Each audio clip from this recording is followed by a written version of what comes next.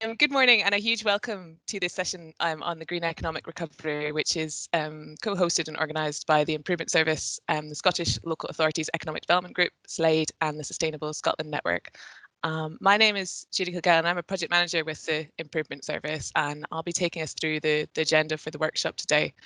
I'm delighted that we have a representative from nearly every local authority alongside the various support organisations, SSN and SLAED. Obviously, we've got Sniffer, COSLA, and the Scottish Government as well. So let's get started. Please note that the first half of the session is going to be recorded so that we can share it. We've had a few people who couldn't make it today, so it will be recorded. So we'll hear from SSN and SLAED shortly, but for those of you not familiar with the Improvement Service, just a few words of introduction. We're created to work across all 32 local authorities across different areas. Our purpose is to drive, it's in the name, to drive improvement and transformation in the delivery of services and outcomes, of which climate change is obviously a key priority. And it's a key driver of our strategic framework. We have a range of products and services and a range of work for both officers and members, but the emphasis throughout is on the delivery of relevant and practical support. We're also really keen to work in partnership. We act as the Secretariat for SLAED and we work very closely with SSN, so we're always looking to work together wherever we can. The purpose of today, the green recovery, the green economic recovery, it's very much in the political discourse, and really what we're going to try and do today is to unpack and discuss what that actually means. So it's to facilitate conversations which enable that practical understanding, build connections within and between councils. I had a few of you contact me just even wondering who your economic development or who your sustainability climate change officers were. So that's already started and hopefully will develop over the course of the morning. Share projects, discuss ways to overcome barriers. And I think as well to raise awareness of the roles of our organisations in providing advice and support. And at the end of this morning, I'd really like to develop that and get your help in understanding how we best do that. So what that looks like in practice, I have, well, this is the welcome, and we're going to have some introductory questions just to get a feel for who's in the room and where you're all coming from. Then we'll have presentations from Pamela Smith at SLAED and George Tarvett from SSN. And then moving on, the bulk of the session is going to be in breakout rooms to have a discussion to just really focus in on your local areas, what activity is currently happening, where are the gaps, what are the barriers and enablers, and what can we do better and what would help us improve. And then we'll wrap up with some reflections and next steps, as I said, to develop not only what you can all take away from today, but also what SSN, SLAED and the IS can take away. So I will, without further ado, now that since my internet managed to hold up for those few slides, I'll now pass over to my colleague Miriam, who's going to take us through some Menti questions, and don't worry, she'll explain how to use Menti if you're new to it. Like I said, just to get an understanding of where you're all coming from. Great, thanks, Miriam. Thanks, Judy, and hopefully you can all see my screen now. If anybody would like to nod if they can see it, because I've got a few wee people there. Yeah, brilliant, thank you, Kit. So basically, we're just going to use Menti to capture some of the kind of key issues and things that are coming up, and we'll use that to capture some of the feedback at the end as well, because it lets us have a printout and we can capture all your voices, basically. So to use Menti, if you've not used it before, if you go on your phone or your browser to www.menti.com, and then it should prompt you to put in a code, and the code is 35775461. And I'll put it in the chat as well, just in case you forget it or you get bumped out or something like that. So I'll give everybody a wee minute to get logged in, but if you're fleet of finger or keyboard and you're in already, our first question is, what is your key priority in the delivery of a green recovery? So just to capture some of that initial thoughts about what you've been thinking about of a green recovery and what would be your key priority within your service area, your organisation. some answers in there. So incorporation into procurement, to strengthen local government's ability to drive change. Corporation social value, net zero, community wealth building and procurement. Yeah, that's sort of pulling a lot of things together. You know, there seems to be a lot of initiatives on just now, but actually they're all sort of pulling in the same direction. So definitely bringing things together, good quality jobs, green jobs, skills development, integrated land use planning and transport planning strategies, driving change, supporting business, training and recruitment, green jobs, tackling and not worsening poverty, absolutely, tackling inequalities, absolutely core. There's different people being affected by COVID in different ways. Improvement of green space, development of Green New Deal for Glasgow City region, tackling fuel poverty, carbon reduction, good range of priority areas, incorporating climate change into decisions, sustainability and efficiency, gathering of businesses, sustainable tourism. Great. Lots of upskilling, green jobs, training, that's coming through definitely as a theme. And yeah, community wealth building, procurement, core to this, as well as carbon reduction. And then, yeah, the sort of economic system is currently unsustainable. How can we fix the flaws in that? Okay, I think that might be, so this is the test, isn't it, to find out how many people we have on. So that's 46. I think that's about the maximum of everybody here. Not 47, there we go. Okay, that's great, thank you. So some key themes coming through there, definitely skills, you know, the transition to net zero, good quality jobs, the economy and a green economy coming through there. So that's really helpful, thank you. And we'll move on to the next question. So this is relating to what Judy had said about whether or not you connect within the councils. And I know as an officer, sometimes it's difficult to find out who in the other services you should be talking to. So how would you describe the current connection between economic development and climate change sustainability in your organisation? So are you working closely? Are you tentatively taking the first steps to look at green economy, working across climate change and economic development? So this is just to try and test the water. This is the first conversation that we're having about this, and we want to see if it will be useful to have more. And so we just thought we'd see where you are just now with your engagement with each other. Great, developing fast now in a positive direction, getting closer. Also dependent, yeah, sometimes it's those relationships, isn't it, that you have to be, you just know the person so you can have that discussion. Some early stages, first steps. Oh, somebody straddling both, that's really good. Fife, working with the economic development team and climate Fife, good and bad. Yeah, relationships, yeah, any partnership working, it's all about the relationships, isn't it? So yeah, so it's looking like, you know, there's a variety of different process, you know, work in place to work together, and some very strong but kind of early days. So in the national park, working well with different departments across all councils. Excellent. Okay, so yeah, whether they're green or not in terms of jobs and economies, how to build that in.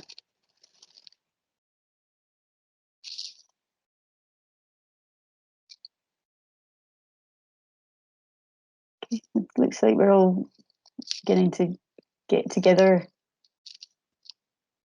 developing joined up approaches, becoming more connected. That's great. Just give it another 30 seconds for any other uploads. Maybe my computer's being slow in uploading the responses. Sticking at 30. Okay, yeah, that hasn't moved for a bit. Unless anybody's writing War and Peace, I'll hand back to Judy now to move us on. Thanks very much for your input. Great. Yeah, no, thanks, Miriam. I do love Menti for just giving everyone an opportunity to feed into that, and thank you all for typing your responses. I think particularly on that second question, it was really interesting the range that there was. You know, some starting to work together on different projects, some depends on the officers, and then there was one right at the end that sort of that doesn't appear to be that direct connection between economic development and climate change. And I hope with all those sort of experiences in the room, then we're going to have some interesting conversations. So marching on, because we do have a lot to get through, and like we say, we want to have the main focus to be on the discussion, but please do keep feeding into when we do these mentees. There's a couple more of them because it does enable us to capture what there is and then use that to feed into our work and to share back with you all as well. So we're going to move on to presentations now, and Pamela is up first. So Pamela Smith is from SLAED. She's worked in local government for nearly 34 years, starting off in community enterprises and credit unions and community regeneration before moving on to employability and skills. Established and managed Falkirk Council's Employment and Training Unit for 20 years and has experience in a whole range of initiatives and support. So really bringing really strong and broad experience from that. She's currently on secondment to the Improvement Service to help lead local government contribution to No One Left Behind and the transformation of Scotland's employability system. She's been heavily involved with SLAED over the past few years and representing local government interests. So yeah, I'll pass over to you, Pamela, and I'm looking forward to moving the discussion forward. Thank you. Okay, thank you, Judy, and good morning, everyone. I probably feel a bit out of sync, like a fish out of water when we're talking about sustainability and climate change. That is not my area. So I was quite encouraged when people were interested in the skills and employment aspects, which is what I'm going to focus on in my presentation. So thank you for the opportunity to present today. I'm always happy to try and better align and integrate the work that we're doing in employability with other economic development and recovery activities. Unfortunately, I can't stay for the whole event as I have to go to another meeting at 10:30, but I'll be looking forward to the outcome of the discussions. So I'm going to focus on the green jobs aspects of the green economic recovery, and particularly how we can align a number of priority policy areas, recognising the recommendations that came out of the advisory group on economic recovery and the social renewal board, and those will form part of the new government's priorities moving forward. I note that the majority of attendees today work within sustainability and climate challenge, so hopefully my presentation will shine a light in maybe some other areas that are unfamiliar to you that will help us in that connectivity and alignment moving forward, even raising some questions within your own councils or your own groupings. So on slide 1, I'm looking here to, or slide 2 it is, but it's up as 1 here. Slide 2, I'm going to specifically focus on 3 priority areas. No One Left Behind, the Young Persons Guarantee, and the Climate Emergency Skills Action Plan. Those are the 3 main areas that will feed into the green jobs aspect of the green economic recovery. If we can move on to the next slide. So No One Left Behind, as Judy mentioned in her introduction, I'm seconded into the Improvement Service to work on primarily the No One Left Behind programme of change. No One Left Behind is a programme to ensure that employability services pivot into an all-age needs-based, person-centred approach, and it focuses on the most disadvantaged within the labour market.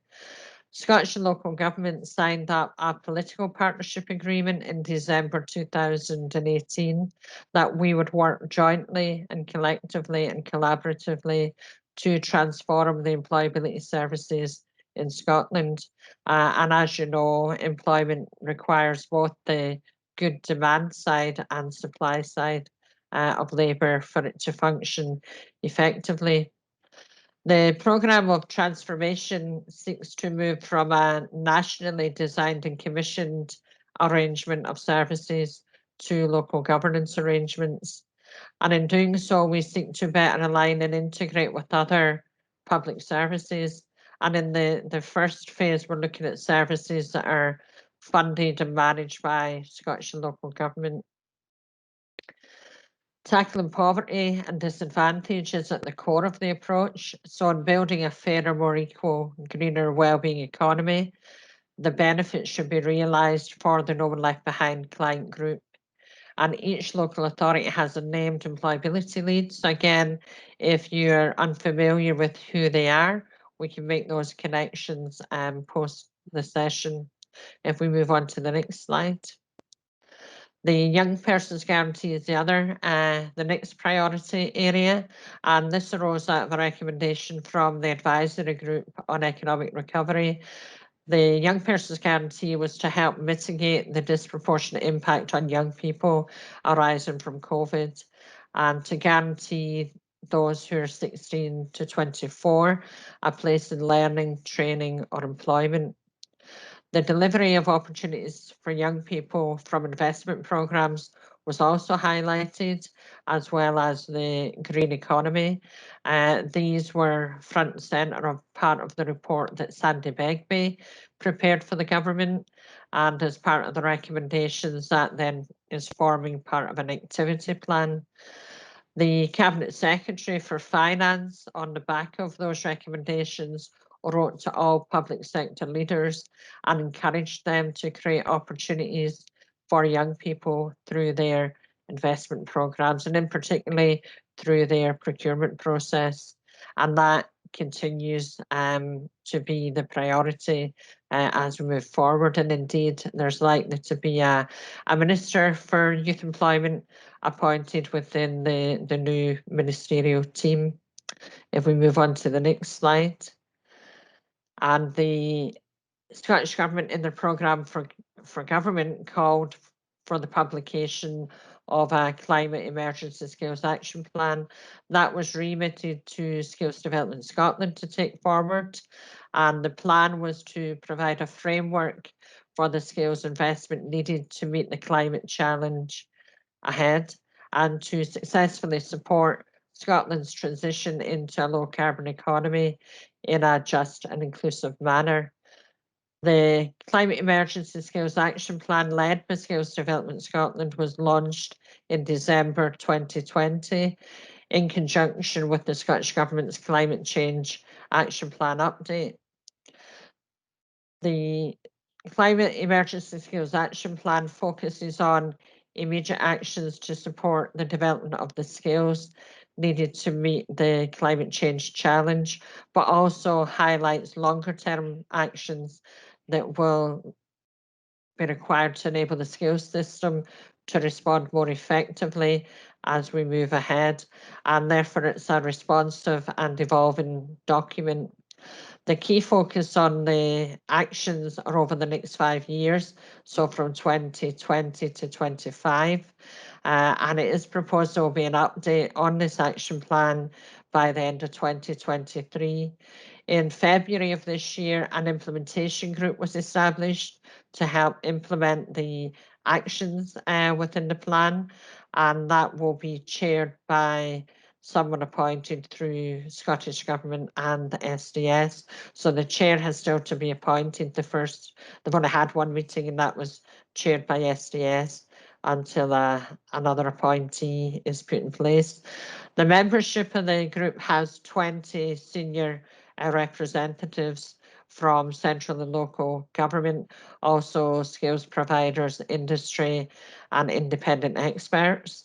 And they are bringing a whole range of different skills around climate change, industry, academia, rural, agriculture, innovation and investment landscapes.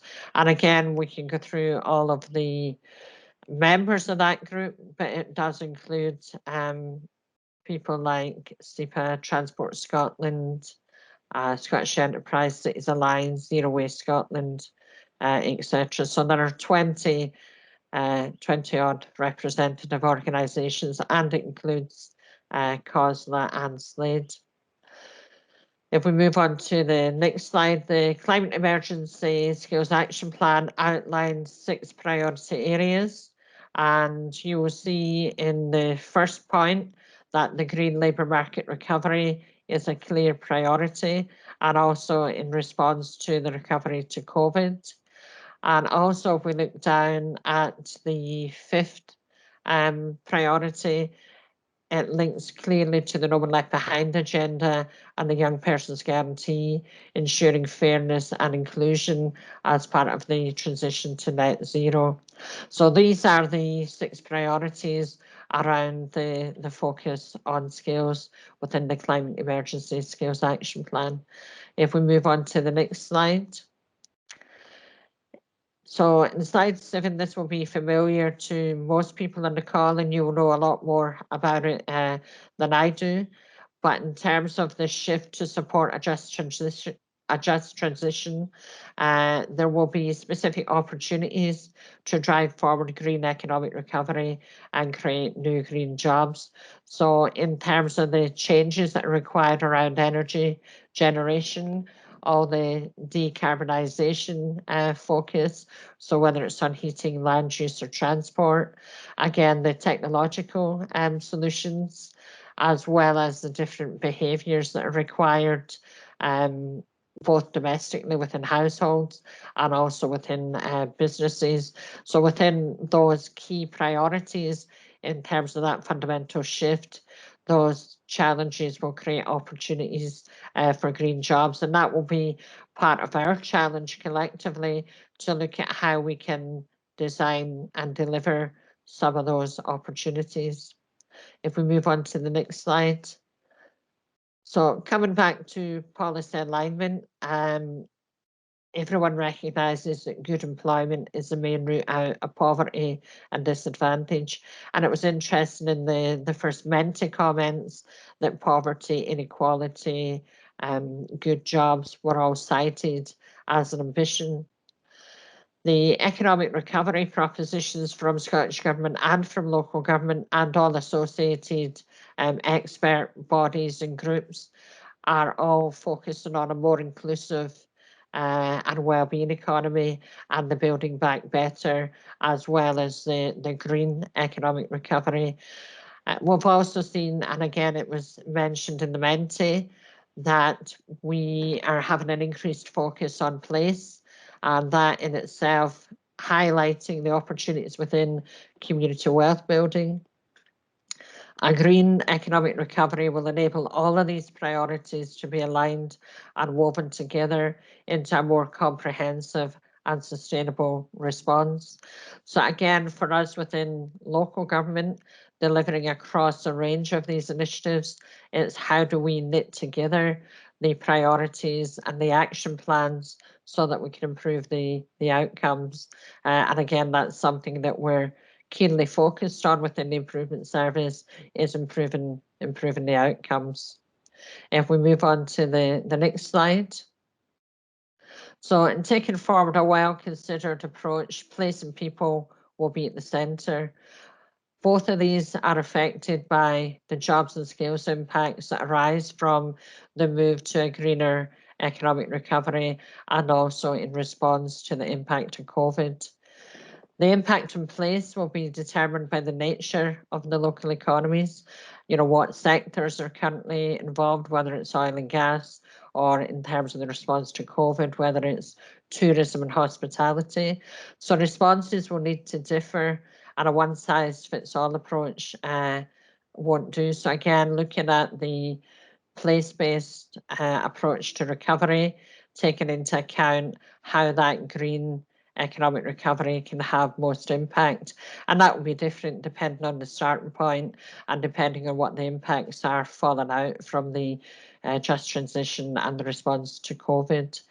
People equally, whether they're at risk of losing their job as a result of the transition or as a result of COVID, will need to reskill and upskill.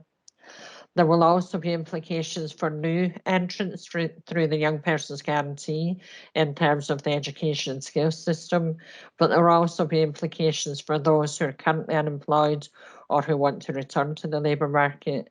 So there will be clear skills issues for people, whether they're currently employed or seeking employment. And again, some of that will be summarised in the next slide if we move on to slide 10. So the opportunities within the green jobs in terms of the green economic recovery will be around the new and emerging jobs and our ability to identify and describe them clearly and to describe what skills are required.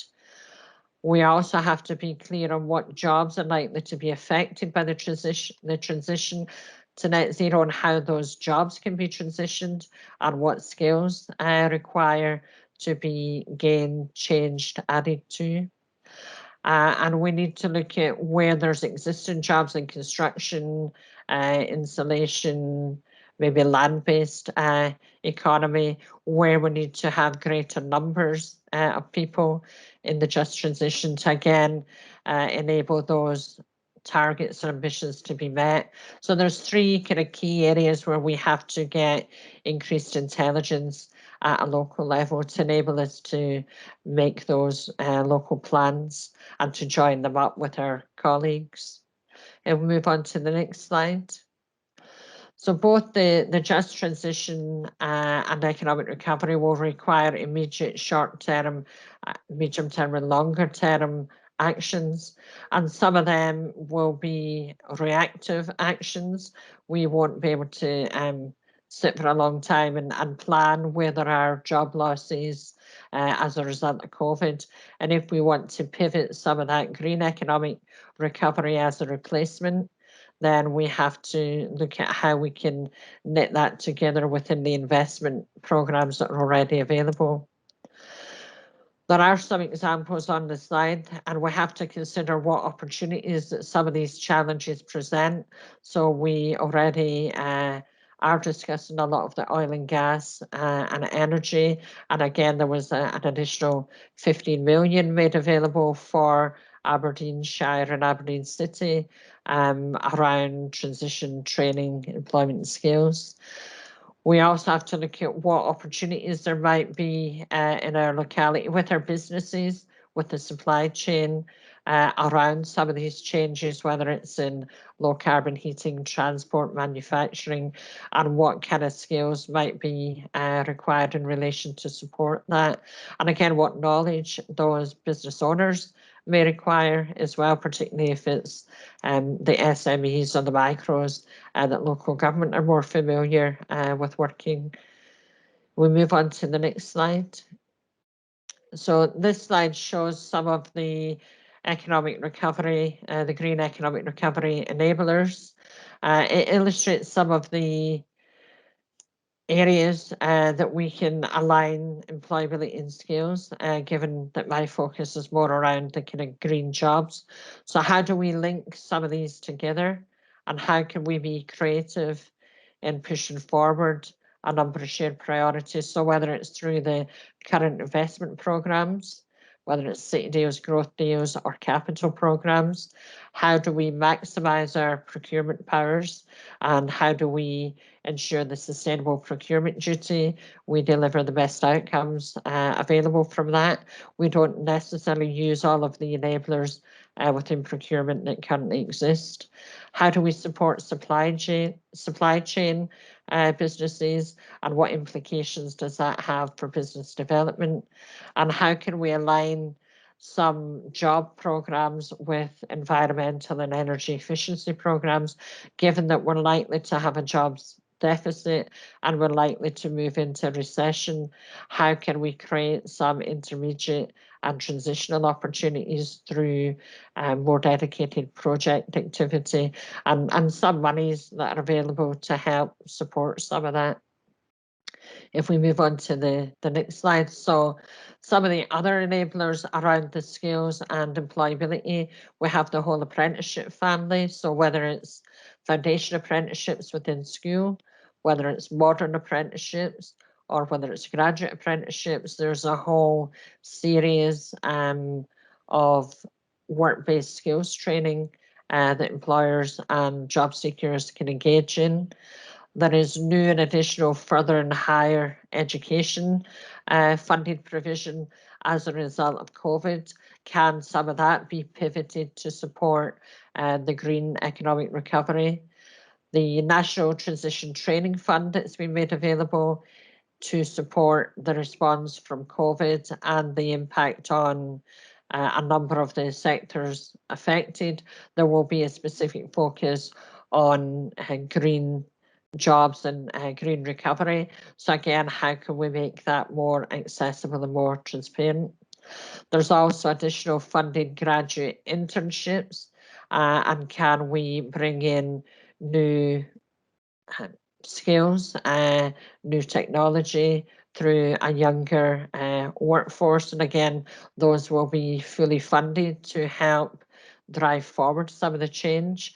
There's also employer recruitment incentives that are all age and particularly focused on young people, providing up to half of the wage cost to encourage businesses to recruit young people and those excluded. So again, helping to drive forward some of that change. Job creation, work experience programs, in-work skills training programs, pre-employment support. Whatever the changes moving forward, everyone will need good meta skills. So again, a focus on building up a good core foundation of skills. And again, as I mentioned, transitional and intermediate employment, where we can look at tackling some of the jobs deficit, and whether that's around energy efficiency programs, loft insulation, tree planting. We have a history within local government of integrating some of those priorities and delivering them locally. So I would welcome some focused discussions with the sustainability leads and the climate challenge leads in local government, alongside employability leads, and how we can support, contribute, and more importantly, get the dual benefits of a green economic recovery, and how we can pull together the expertise and the resources that exist to improve the outcomes and perhaps even accelerate some of the green economic recovery. So I hope that has been useful. The last slide is just inviting any comments or questions.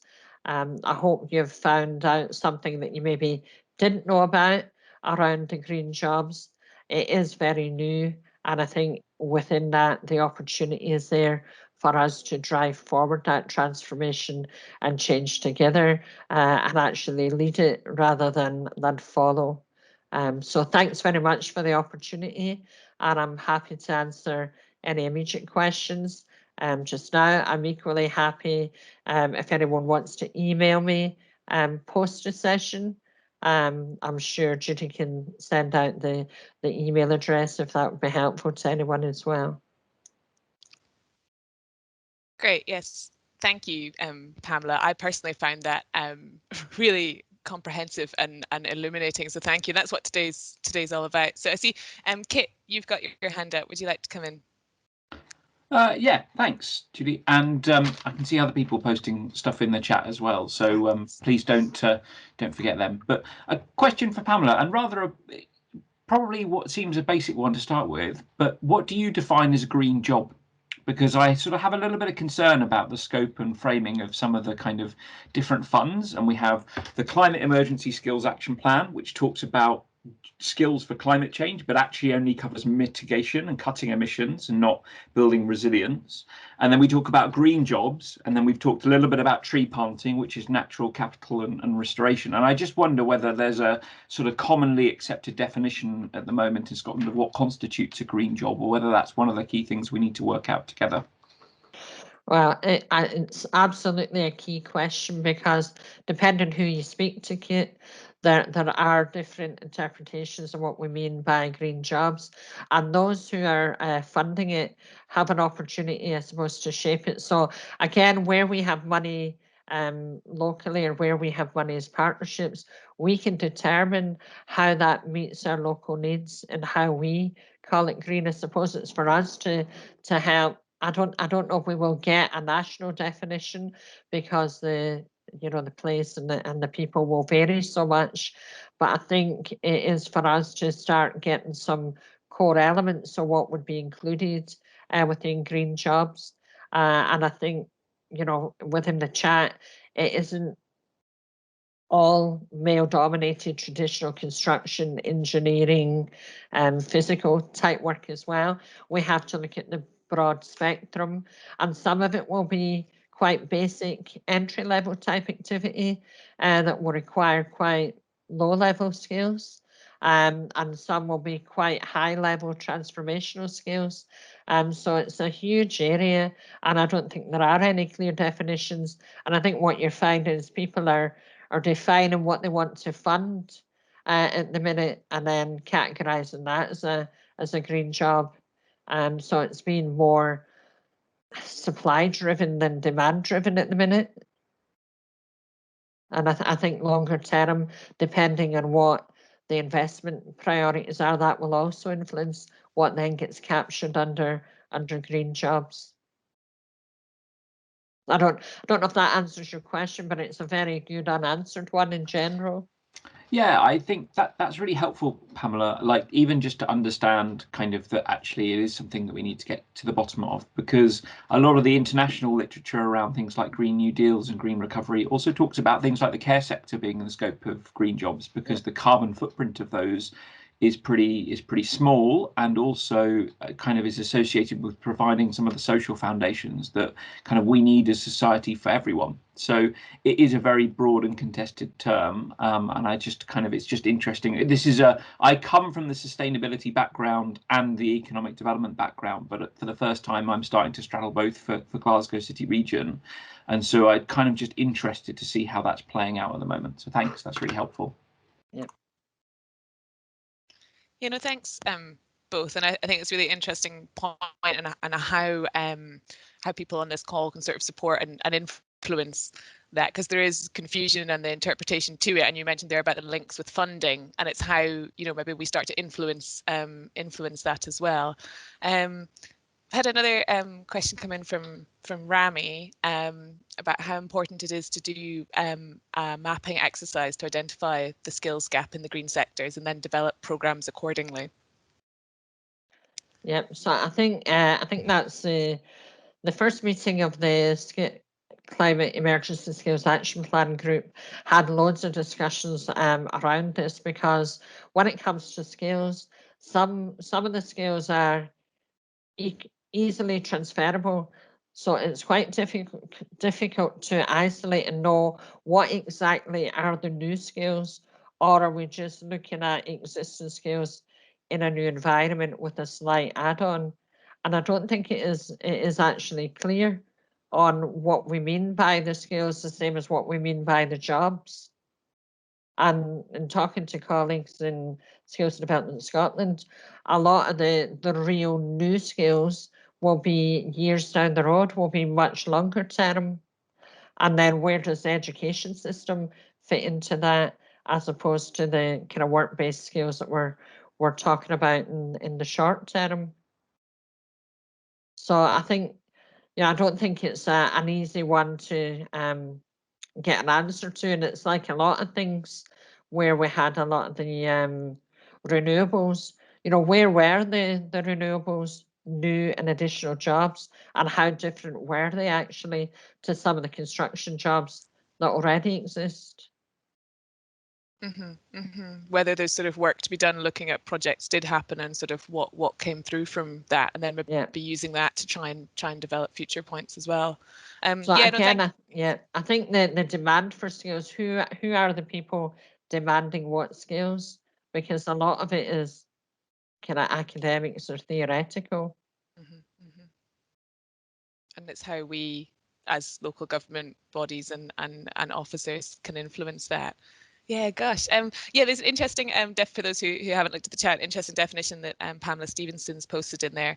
And I just apologies, Hannah, we touched on it around the mail construction technology side to it and the associations there. But Hannah's made the point about child poverty and the sort of, the whole system approach that's needed. Do you have any comments on that, Pamela?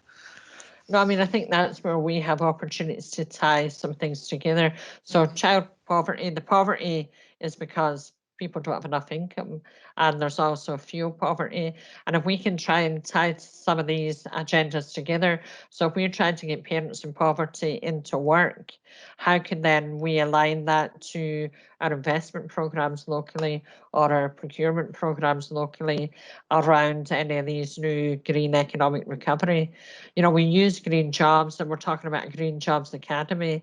I would much rather just look at the practical issues on the ground than get kind of woven into this big green jobs discussion, albeit the presentation was on green jobs because that's the narrative. I think we have to look at what exactly are we doing in terms of investment programs, what changes are happening, and how can we align the people who need jobs, like the parents in poverty, into those new opportunities.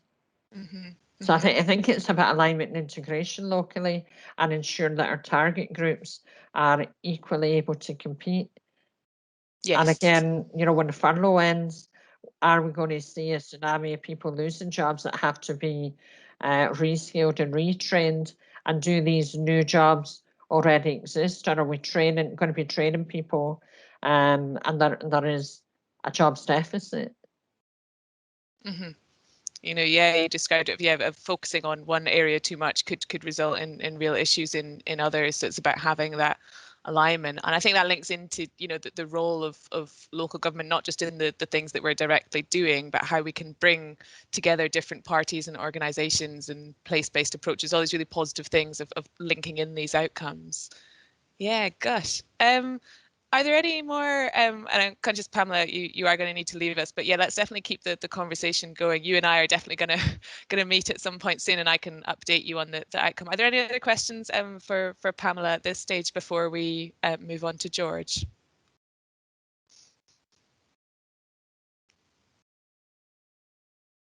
No. Okay. Well, that's yeah. Thank you, Pam, and I hope you can stay for at least part of George's presentation, and then we can catch up, and I can let you know the outcomes from today. So moving on to I'll hand over to George Tarvett.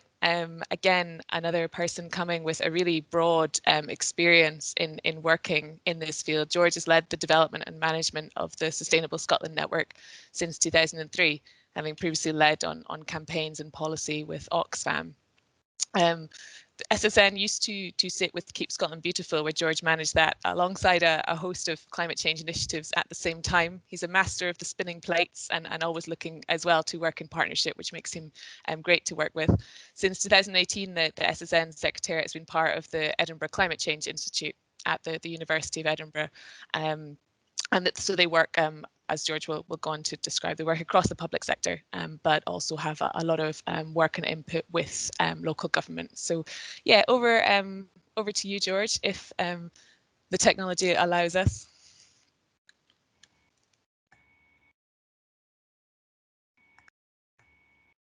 Hi, is that mic working okay, Judy? Yeah. Great. Let's see if we can share this presentation. I must say, sitting in my back room up here in just outside Dunblane, it's amazingly daunting at times to do a presentation to such a well-informed audience on such big topics. But we will see how this goes.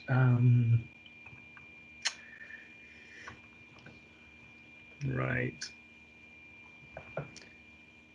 Judy, how is that looking in terms of sharing the slides? Yep. You see them? You're on. Yep. Super duper. So I've just put a number of slides together, essentially to do a couple of purposes. One is just to introduce the SSN and explain the priorities that we are working on at the moment. So apologies to those on the call that have heard some of this before. Hopefully it's useful to those that are maybe newer to the Sustainable Scotland Network, Sustainability and Climate Change agenda. I then just at the back end of the presentation, move on to, I suppose, the theme of today, sort of green recovery, how we splice together climate change objectives and economic co-benefits, priorities, challenges, etc. And in many ways, they are huge, oftentimes contradictory issues to grapple with and pull together. And I suppose a lot of what the SSN tries to do is help support local authorities and the public sector bodies to understand the policy, the growing policy landscape, and look at how we combine efforts across the public sector and within local government and within the support agencies to make better progress and essentially to deliver or to accelerate action and delivery across the country. So SSN, on the SSN website, you can find the new SSN strategy. We launched that back in September last year. Just a reorientation of the network. SSN's been around for quite a number of years, grew out of local government's engagement with sustainability after the 92 Earth Summit, so stretching way back to 1992. But last year we went through a refresh. So I'm just going to sort of quickly go through some of the key priorities in that strategy. Like I say, you can find out more in the document and on the SSN website. So in developing the strategy, I suppose we had to look at some of the challenges that Scotland is facing. I suppose every country in the world is now facing. So what is the challenge that we're trying to tackle? And very quickly, we found the conversations within the network, within the team, and within the sort of context within which we work, very much align with the discussion that we're having today. So the recognition that we've got this the global climate emergency, that was increasingly sort of sharp in focus around the time that we were developing this strategy. But linked to that, the public health challenges that certainly Scotland faces, the global pandemic is an example of that in a global context. The ecological challenges, and COSLA in particular is very aware of the need to sort of conjoin the climate change concern with the wider ecological biodiversity challenges that we face. And underlying all of that, the economic emergencies that both the pandemic has brought into sharp focus, but also I suppose the inherent economic challenges that we're facing sort of day in, day out in terms of inequality, and how essentially economic development has placed pressures on people and the planet. So the SSN strategy is very much located, not obsessing about an environmental challenge, but very much looking at the climate emergency within the context of economic development. We have the current crisis around the need for a green recovery. Obviously, COVID is bringing that in, like I say, into sharp focus, and you can see the sort of shift in policy discussion globally at the UK level, Europe, and certainly here in Scotland around, I suppose, the opportunity to build the rhetoric of building back better, the opportunity for a green recovery from COVID, and the opportunities that opens up. So you've got this perfect storm of the climate change emergency that was being talked about in the year before the pandemic really hit, and now the public health and economic emergencies all coming together at the same time. Within the strategy, we also recognise that public sector bodies have legal duties to act on climate change. So since the Climate Change Act, we have public bodies duties that place a legal responsibility on all public sector bodies to take climate change into account, both mitigation and adaptation. Certainly the recognition of the need for public sector bodies to collaborate. SSN's worked with the Improvement Service and SLAED over the years that we've been around. It's great to be having this conversation today. And the SSN very much places a strong emphasis on collaboration and the need to pool the often sort of limited resources that we've got together in order to have an impact. And very much recognising the role that local authorities play in terms of local leaders, actors and anchor organisations in the transition to a sustainable and net zero economy. We also drew on a number of insights, so we engaged with the membership in developing that strategy, and what people were really calling for were the kind of bullet points on the right-hand side of that slide. So I suppose better, clearer leadership, and how the policy ambitions of the Scottish Government and local government are actually put into practice on a consistent basis. They're looking to the network to develop more consistent methodologies and approaches. There's a need for more coordinated information, resources and funding, improved monitoring and reporting of progress. How do we actually measure the impact of the work that we're doing? And how do we build professional capacity within the public sector, within local government to address these challenges? So that's very much what the strategy is trying to pursue. And I would hope from this conversation, from the range of stakeholders, participants that we've got on the call today, we could look at how we put some flesh on the bones of these objectives within the SSN strategy. In framing the work that we are taking forward, we've just tried to sort of zone the work that we're trying to focus in on. So we're very much talking the language of net zero, but very much recognising that's about delivering better outcomes for people and places across the country. We just use the net zero as a shorthand for that sort of broader sustainability perspective. And we sort of talk within the strategy, within the work that we do, about net zero places, the role that local authorities play in terms of developing sort of sustainable places, leveraging influence of local government to drive forward net zero indirect emissions, so the work that you could do through your supply chains, how do you use the muscle of local government to actually drive change within the economy. And then actually putting your own house in order. And that in itself opens up, I suppose, issues around green skills within the public sector and opportunities for economic development as we actually green the public sector bodies themselves. And just in terms of, in some senses that reflects the range of influence and activity that a local authority can have. So again, sort of framing the discussions that we often have, very much recognising that they're interlinked. So the work that you do in terms of greening your own local authority sits within a wider context. And that will include how you procure products and services, so that wider supply chain influence that you can have.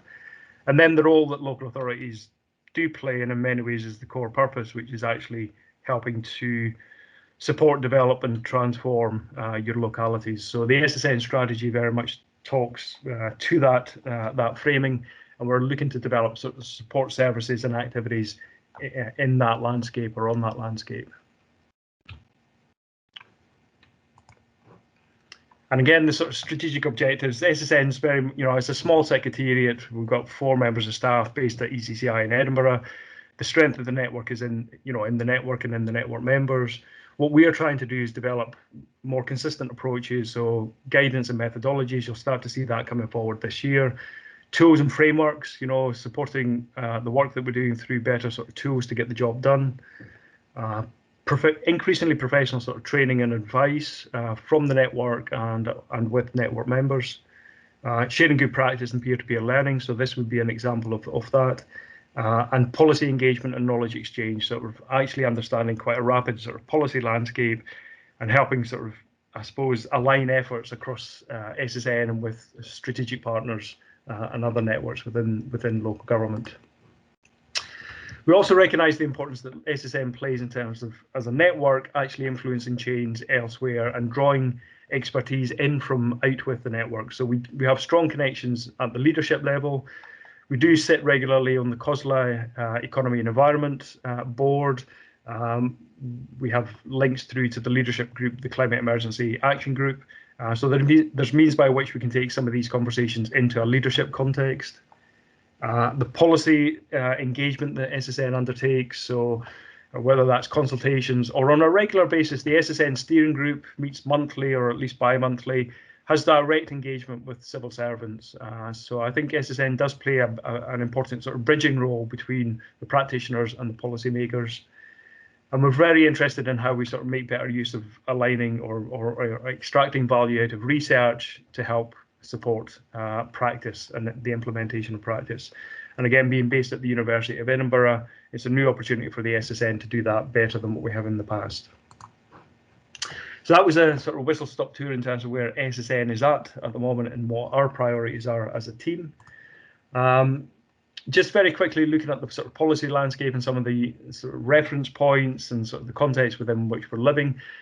I just threw together some slides, in some senses, looking at the sort of slightly bigger picture. I think important to recognise the National Performance Framework with the SNP government continuing that, that's a stable reference point for us, aligned to the Sustainable Development Goals. So the language around leaving nobody behind is very much, I think, a sustainable development sort of influenced agenda. So again, sort of just recognising that important sort of strategic reference point. For me, the fact that the carbon footprint, the natural capital and greenhouse gas emissions outcomes are based within the sort of, the economy part of that national performance framework. So a recognition that, in many ways, it's an economic challenge that we're facing around climate change mitigation and adaptation. Climate Change Act, mentioned it already, sets legal obligations on the public sector and sets the targets that we're all trying to achieve. That's been strengthened in the last year or so. So there are new obligations for monitoring and reporting from local authorities and the public sector bodies, which places more emphasis on how the public sector is actually using its resources to deliver change. So I think that's going to be something that we really need to keep an eye on. Alongside that, the need for targets to be set. So a strengthening of the work around setting targets and a strengthening of the reporting of how we're actually using resources, I suppose, within our organisation through our influence through things like procurement and then potentially investment and development in your locality, how that helps deliver on the net zero agenda. The shift to net zero, it's a new language in many ways. When it was only just over a decade when we had the Climate Change Act, the notion of 80% by 2050 seemed to be absolutely, beyond ambition. 40% by 2020 seemed absolutely nigh on impossible, but we're making strong progress in terms of meeting those targets. And there has been this strengthening from the Paris Agreement to say we need to keep global temperatures ideally under 1.5 degrees, through to political commitments. So there's a lot of political capital invested in net zero.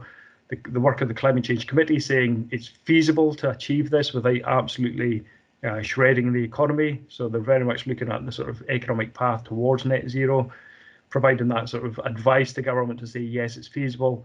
And then these targets being set within legislation. So we're now all very much talking about that sort of net zero policy agenda.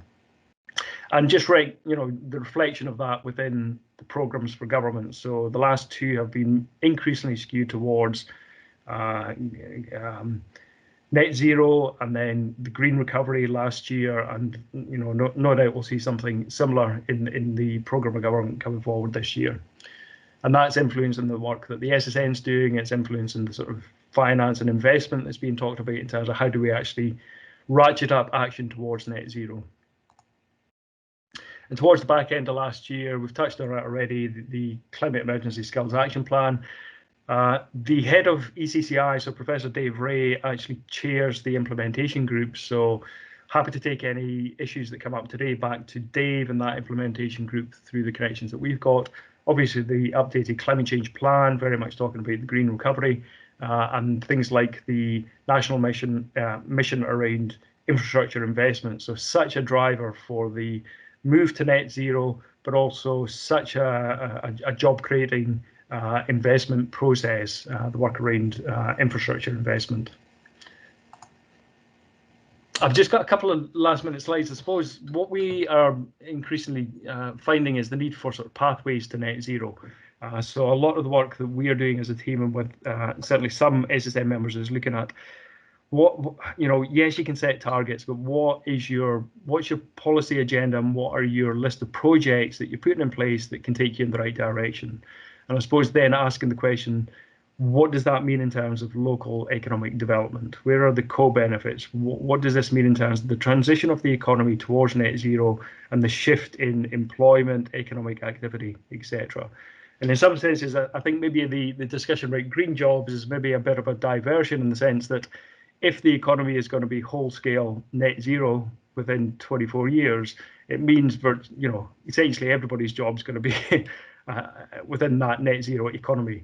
And there's going to be a whole range of sort of macro and micro adjustments in terms of how we operate within the economy. So I think it's a really interesting time where, because now it's a pan-economy shift to net zero, and the recognition that there's going to be climate impact. So how do we build resilience? What does this mean for everybody's job within the economy? Obviously, there's short-term issues around, greener jobs and the shift to new technologies that are coming forward. But the longer term is very much that sort of system shift within the economy to meet net zero. And we're finding that the previous slide was just some of the work that we've been doing with Edinburgh in terms of pathways to net zero. Myself and the team have been working with the Ayrshire councils and the Ayrshire Community Planning Partnership, and I just wanted to put this on the screen in the sense that discussion is very much looking at the, if we're tackling climate change, we're very much talking the language that we're talking about today, which is about net zero and a green recovery to the economic crisis that we're facing at this point in time.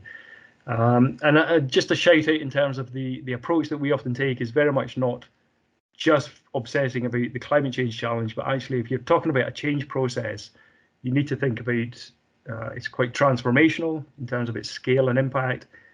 We need to be thinking systematically about the change, and within that change process, there are individual, social, and material factors, barriers, and opportunities that will take us in the right direction, or potentially take us in the wrong direction if they're barriers and we don't tackle them. So it's not just about material change in the economy or purely financial investment, but it's also building the social capital and the individual knowledge, skills, and capabilities to move in the right direction. So that's just a quick run through SSN, some of the work that we've been doing, and some of the policy drivers that are pertinent to the conversation today. Okay.